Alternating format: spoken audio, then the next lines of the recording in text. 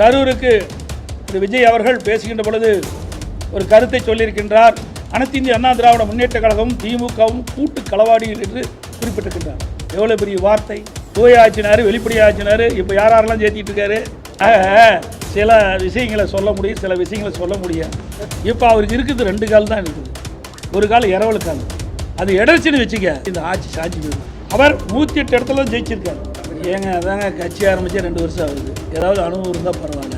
இவர் ஒரு புதுமை படைச்சிருக்காரு. சினிமாவில் புதுமை படைக்கின்ற மாதிரி இன்னொன்று வேடிக்கை என்ன, ஜனநாயக படத்தினுடைய தயாரிப்பாளரை இன்றைக்கு அவர் டெல்லி சிறப்பு பிரதியாக போட்டிருக்காரு. அடுத்து இன்னொரு எடிட்டிங்கை யாரும் ஒருத்தர் போட்டிருக்கான்னு எனக்கு வந்த தகவல். இது பண்ணால் கொஞ்ச நாளில் அவருடைய மேக்கப் மேனுக்கும் அவர் ஏதாவது பதவி கொடுத்துருவாரு. ஆக எல்லாமே சினிமா ஆக்கிட்டாரு.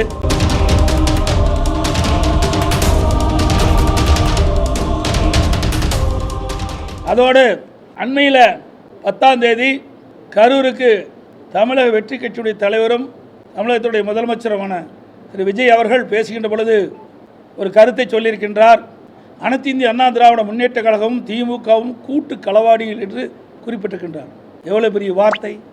அவர் வகிக்கின்ற பொறுப்புக்கு அது சரியா சிந்திக்க வேண்டும். அவர் ஒரு முதலமைச்சராக இருக்கின்றார். எந்த வார்த்தையை பயன்படுத்த வேண்டும் என்று யோசித்து பயன்படுத்த வேண்டும். அனைத்து இந்திய அண்ணா திராவிட முன்னேற்ற கழகம் கூட்டு களவாளி அல்ல. தமிழக வெற்றி கழக தலைவர் திரு விஜய் அவர்கள்தான் களவாளி.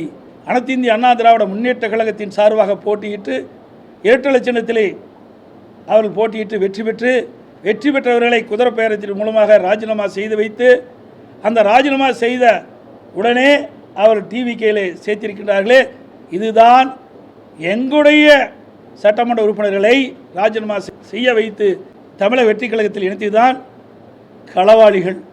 முதலமைச்சர் தான் எங்களுடைய வெற்றி பெற்ற வேட்பாளர், வெற்றி பெற்ற சட்டமன்ற உறுப்பினர்களை ராஜினாமா செய்து கட்சியிலே சேர்த்தவர் அவர்தான் களவாளி. தூய ஆட்சினார், வெளிப்படை ஆட்சினார், இப்போ யாரெல்லாம் சேர்த்திட்டு இருக்காரு, யார் மேலாம் குற்றம் சொல்லிக்கிட்டு இருந்தார். குற்றம் சொல்லுவவர்கள்லாம் அவருடைய இயக்கத்தில் இணைச்சிக்கிட்டு தான் இருக்காரு. அப்போ எங்கே போய் தூய ஆட்சி, எங்கே வெளிப்படைத்தன்மை இருக்குது? இந்த ஆட்சியில் என்ன செஞ்சாங்க? இந்த 60 நாட்கள் ஓடி போச்சு. இந்த 60 நாட்களில் இந்த ஆட்சியில் செய்த சாதனை என்ன? அதான் நீ கரூர் பேச்சை பார்த்தீங்களே, கரூர் பேச்சை இன்னும் முதலமைச்சர் அந்தஸ்துக்கே வரல. அவர் நாலாங்காட்ட பேச்சாளர் கூட தான் பேசிகிட்டு இருக்காரு. பஞ்சு டைலாக் பேசிகிட்டு இருக்காரு. ஆக்கப்பூர்வமான கருத்துக்களை பேச வேணும். தக்க வைக்கிறது இல்லைங்க, தக்க வைக்கிறதுங்கிறத தவறானது. ஒரு கட்சியில் வெற்றி பெற்ற பிறகு இதுவரைக்கும் தமிழக வரலாறு இப்படிப்பட்ட நிலைமை இல்லை. இதுதான் முதல்ல நடக்குது. இன்னும் சொல்ல போனால் நிறைய ஓப்பனாக பேச முடியாது. இன்றைக்கு அது சொல்லக்கூடாது, அதை நம்ம பிறகு சொல்ல. சில விஷயங்களை சொல்ல முடியும், சில விஷயங்களை சொல்ல முடியாது. என்ன சொன்னேன், இப்போ ஸ்டாண்ட் இருக்குது, அந்த 3 ஸ்டாண்டு 3 காலும் சரியாக இருந்தால் தான் அந்த ஸ்டாண்டு நின்று நீங்கள் தொலைக்காட்சி சரியாக இயக்க முடியும். இப்போ அவருக்கு இருக்குது 2 கால் தான் இருக்குது. ஒரு கால் இரவல் கால், அது எடர்ச்சின்னு வச்சுக்க. எப்படி இந்த நம்முடைய கேமரா சாஞ்சிருமோ அது மாதிரி இந்த ஆட்சி சாஞ்சி போயிடும். அந்த கூட்டணி கட்சியில் அங்கம் வைக்கின்ற தலைவர்களை அனுசரிக்க வரைக்கும் இந்த கட்சி நிலைக்கும். இன்றைக்கு அந்த கூட்டணியில் அங்கம் வைக்கின்ற கட்சி தலைவர்களாக நாளுக்கு ஒரு செய்தி சொல்லிக்கிட்டு இருக்கிறாங்க. நீங்கள் எல்லாம் பத்திரிகையில் ஊடகத்தில் வருகின்ற செய்தித்தான் நான் சொல்கிறேன். தினந்தோறும் ஒரு செய்தி சொல்லிகிட்டே இருக்கிறாங்க. ஒரு கட்சி தலைவர் என்னங்கிறாரு, நாங்கள் மேதுக்கு ஆளுநர் ஆட்சி வரக்கூடாது என்பதற்காக ஆதரவு கொடுக்குறோம், ஆனால் திமுக கூட்டணியில் அங்கம் வைக்கங்கிறார். அடுத்த நாள் வேறு மாதிரி ஒரு கருத்து சொல்கிறார். இப்படி முரண்பட்ட கருத்து சொல்லுகின்ற கட்சியை நம்பித்தான் இவர் ஆட்சி செஞ்சிட்டு இருக்காரு. இவர் பெரும்பான்மையோட ஆட்சி இல்லை. அவர் 108 இடத்துல ஜெயிச்சிருக்கார். மீதியெல்லாம் மற்ற கட்சி வெற்றி பெற்று அதிலிருந்து சட்டமன்ற உறுப்பினர் இரவல் வாங்கி தான் அவர் ஆட்சி நடத்துகிறார். ஏங்க அதாங்க கட்சி ஆரம்பித்தா 2 வருஷம் ஆகுது. ஏதாவது அனுபவம் இருந்தால் பரவாயில்ல, விவசாயிகளை பற்றி சிந்திச்சா பரவாயில்ல, விவசாயிகள் என்ன கஷ்டப்படுறாங்கன்னு தான் பரவாயில்ல. அதெல்லாம் அதுக்கு முன்னுரிமை கொடுப்பாரு.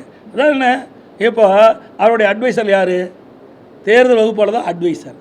இதுக்கு முந்தி இருந்த திமுக தான் சரி, அண்ணா திமுக தான் சரி, நான் இருக்கும்போது சரி, அட்வைசராக போடுறதா ஒரு அனுபவமிக்க துறை வாரியாக அனுபவம் வாய்ந்த ஒரு துறை செயலாளரை நாங்கள் போடுவோம். அவருடைய அட்வைஸெல்லாம் கேட்போம், அவருடைய ஆலோசனைலாம் கேட்போம், செயல்படுவோம். ஆனால் இவர் ஒரு புதுமை படைச்சிருக்காரு.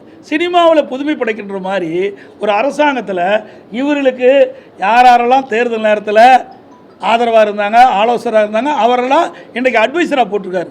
இன்னொன்று வேடிக்கை என்ன, ஜனநாயகம் படத்தினுடைய தயாரிப்பாளரை இன்றைக்கு அவர் வந்து டெல்லி சிறப்பு பிரதியாக போட்டிருக்காரு. அடுத்து இன்னொரு எடிட்டிங்கரை யாரும் ஒருத்தர் போட்டிருக்கான்னு எனக்கு வந்த தகவல். இது பண்ணால் கொஞ்ச நாளில் அவருடைய மேக்கப் மேனுக்கும் அவர் ஏதாவது பதவி கொடுத்துருவார். ஆக எல்லாமே சினிமா ஆக்கிட்டார். அரசாங்கம் என்பது ஒரு கேள்விக்குறியாகிவிட்டது என்பதை இந்த நேரத்தில் தெரிவித்து அனைத்து ஊடகங்களுக்கும் பத்திரிகை நன்றி, வணக்கம். டைம் ஆச்சு.